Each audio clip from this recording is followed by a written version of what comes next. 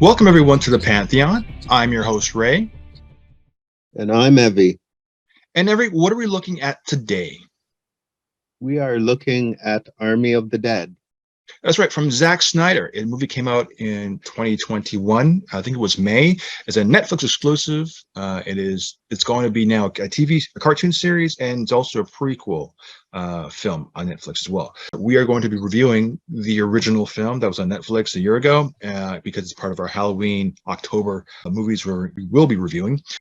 First of all, I want to say, as I sent you a text earlier saying this was a very, very long film. I know. A lot of fans, no, it's true. A lot of fans were excited for this movie because it's a callback to Zack Snyder's, like, one of his original roots, because he did a remake, or is it Land of the Dead or something like that. He did an earlier zombie movie kind of based on George Romero, like, a zombie film. I think it was Land of the Dead. I could be wrong, but it was a much better, sophisticated film. Though he didn't write that one, he filmed it in his style, which everyone was just happy to see do that. This came around at the same time as the Justice League movie came out, and people were demanding the Snyder cut to be released. So, but we got this before we had the Snyder cut. To kind of give you an idea of the time frame of when this was released. The Snyder cut came out about 3 months later in July. But we got this in May. So your thoughts, and just give us a general idea of what this movie's about. So, and then I'll go into it afterwards. Okay. Mm-hmm. Sorry, I didn't catch the last thing. If you can talk about like, basically what is this film about? I'll let you do that. Okay. This film is about in LA. So these, how can, okay. It's about. Okay, well, I'll help you out a little bit. Well, it takes place in Vegas, and it's a heist. Right. It's a heist film. That's it. Zombie infection, and then that's basically it's a kind of like Ocean's 11, where they have to go into this casino vault to get some money before they blow up and kill the zombies, and they have to get out. So it's kind of Escape from New York meets Ocean 11, but with zombies. Okay, that's what I was gonna think. Yeah. Sure. Okay. Oh, that's what I was gonna think. Okay, go on. Absolutely. Okay, I will break this down into segments because I listened to a review, a podcast before. This is just before we did this show, just to get myself refreshed, because I haven't seen this movie in a couple of weeks. And honest to God truth, I forgot, or I didn't even pick up on that the zombie alpha, like patient 0 or patient X, which we want to call him, was an infected alien, is an infection from an alien. Or it could be like a man-made lab, like military experiment gone awry, because the opening of the movie was taking place over Area 51. Right. And the drivers were talking, and it's like, well, a lot of aliens were coming down here, and it's a government conspiracy, and that's what this is about. So, right. And the fact that the behavior of this virus from the alpha, how it infects, and how the superhuman this alpha zombie can be, a symbiote, like a venom suit, but it spreads through the infection. So if I think of it as an alien, then it does make some sense. But we're all being infected by this alien viral strand, because this was a man-made strand, and it's like Raccoon City gone haywire. So. That was it. Now, in my personal experience working in security and working with the FDA and working with federal governments and stuff like that, the security detail on this for something like of this nature is completely wrong. They would never do that, and the people who are transferring the cargo of this patient X guy would be a lot more detailed. I can only say from my personal experience, being part of a chain that transfers, we'll say a virus, a deadly virus in a major metropolitan city. It's a dead strand. It wasn't like a live virus. The amount of precautions that's taken to transport something like that in a city that's heavily populated, regardless of what it is immensely much more sophisticated and much more detailed than what you saw in the film. So the fact that a small military convoy would deliver this guy in this type of situation is it's impossible unless it was told off the books that they were trying to find some sort of like black ops thing that, but even still, you would have to have your crew to be somewhat aware of this and more heavily trained to deal with this type of like situation. So I'm just saying, in terms of a realistic approach, this is completely unrealistic. Yeah. So before I carry on, did you like this movie or not? Did you? What were your feelings on this film? It was violent, but it was kind of good and silly because people getting shot and what is it called? And then your eye or your leg or foot or whatever can could get blown up, like that kind of silly, because you'd get like a shot in the head or your mouth would come off or whatever. It wasn't bad actually. I just laughed for some of it because some of it couldn't happen like in real life. Yeah, I like some of the characters in this. I like Dieter, the safecracker. I mean, they make a sequel, a prequel to his film. A lot of the characters are really interesting that they have. I mean, I love Dave Bautista. I think this movie really showcases his ability. I mean, I thought he was a great actor. The minute I saw the Blade Runner movie, and then there was going to be a short film that he does after that, and this is just his range and his ability to perform. After seeing Blade Runner, I thought this guy, like, he is the real deal. Like, I would see him in almost anything, and he really does bring his A game to his movie. Like, he gets the emotions, though the premises are set up in a way that it offers him the chance to do that. I mean, a lot of it's kind of like in a practical setting. It's like, for instance, the girl reveals how much she loves him, and it comes at a time where something bad happens to her, just for the sake of having a dramatic effect. Right. Stuff like that is like the setup is sort of executed wrong. And the daughter, a lot of people, and I agree, don't like this daughter because what she does, like in the third act, you're like, why? Because the clock's ticking and things start to go south real fast.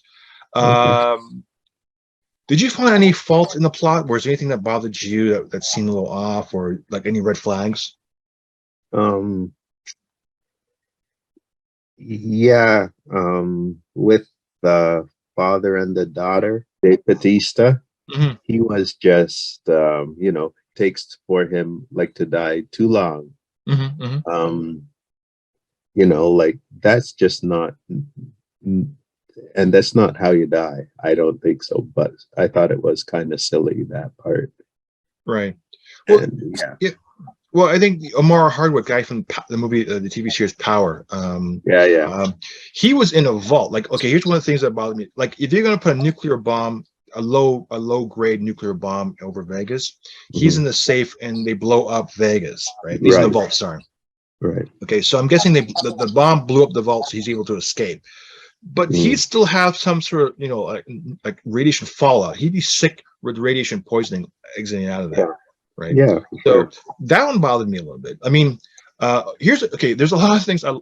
When you first watch this movie, you don't have time to stop and think, oh, this is wrong, this is wrong, this is wrong. And it's 2.5 hours long, so I'm not going to see this movie twice. There's just no way, not within a week span. So what I ended up doing, I watched it, and then I sat back and reflected on what did I just watch, and I was able to not pick apart this movie, but like, okay, what were the things that popped up in my head? I'll break only a few things down because we don't have much time. The camp is way too close to the zone of where the infection is, right? Yeah. Why would it be like right against the wall with all these people? Like, shouldn't you be like away from the wall? Again, you can have a group, because they're scanning people for infection. But I'm like, shoot, I mean, if a bird drops down with zombie poo, yeah, you're going to infect everybody around them because they're right there next to the building. Like, if you got a camp of people, survivors, move away. That's just like it's like if you have COVID, right? Your neighbor has COVID, but someone says to you, hey, Evie, why don't you move across the street where it's safer? Or would you want to live next door to the guy that has COVID? I'm just saying, you have a better chance of avoiding getting the viral strand if you move away from the person who has said like, Yeah, I'm not a professional doctor. I just, I got you. Okay. but it was cool. I mean, there's some things about it that made it a little very. I mean, I'm not saying it didn't make sense, but like they could have done something that would make it a little bit more make it more Mm, reasonable. I right. like the coyote Lily. She knew the rules of it. I like Mhm. the hierarchy, and I like Valentine. And Valentine is Okay. the tiger, the zombie Right. tiger.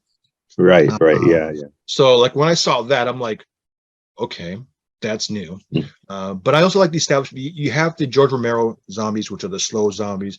You have the mm, alpha zombies. You got yeah. the 28 day zombies who run fast, Yeah. and and because of the heat, and they're drying up, so you have a horde of zombies that are just Yeah.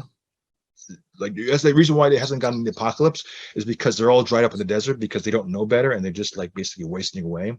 Yeah. So there is some logic behind this, but um some things are not okay. Like for example, when they go into the building to get across to the casino, all the slow zombies are in hibernation, and the Mhm. girl is trapped amongst them, and she's killing all these zombies. She escapes, right? And Mhm. she is no more than, let's say, 15 feet from the other guys when she breaks out, right? Mhm. She's not infected. They have guns. Instead, they let her die, and her friend shoots the gas canister. But throughout the entire 30 minutes of her trying to navigate through all the zombies and not get bit, she was Mhm. like right there. She finally got to the other guys, and they let her die. It's like Mhm. it's like me saying, Evie, hey, I got a gun. There's a zombie on you. He's about to bite you. I can shoot him in the head, or I'd say, you know what, you're Yeah. even though I can see you, like I got a point blank, and I have like three of the guys with me with machine guns that can Mhm. save you. But no, but the zombie's like right there. Well, Hakuna Matata. Mm. Okay.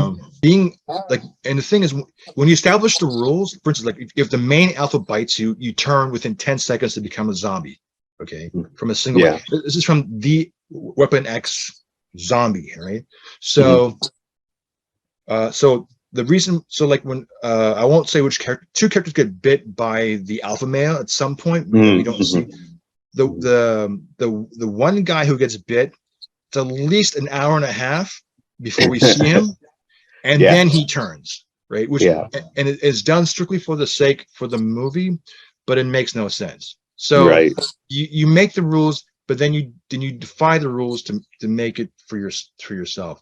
Mm. Um, that being said, and if you can ignore the fact that you have 90 minutes to escape, and your daughter takes off to find someone else, who, by the way, we don't know what happens to the woman after. Right. Yeah. We don't. I'm going too long. I'm sorry, but anyways, do I like the movie? I love the movie. It's great. It's fun. There's some great action. There's a zombie tiger. You don't see that's it. Mm. If you put your brain on stir fry and just leave it hanging on the wall and just watch the movie, you'll have a great time for popcorn. Mm. If they trim down maybe a half an hour, like them walking through the dead zombies just to give you some sort of like just get to the point of it, it would be immensely better than what it was. But Yeah. it's still a good movie. Common sense out the window. It's still a good film. Cool. Yeah. Any last words? Uh, yeah. It was very funny at some point. Mhm. Some of the stuff did not make sense, or stuff happened like in uh, a million hours for the stuff to happen. Mhm. Because it yeah, it kind of yeah, it was a good laugh. Yeah, some of the Mike Myers movie, Mhm. because some of it's just like funny. People are getting um shot or whatever, or Mhm. stabbed or whatever. And I was thinking, nah, that can't happen.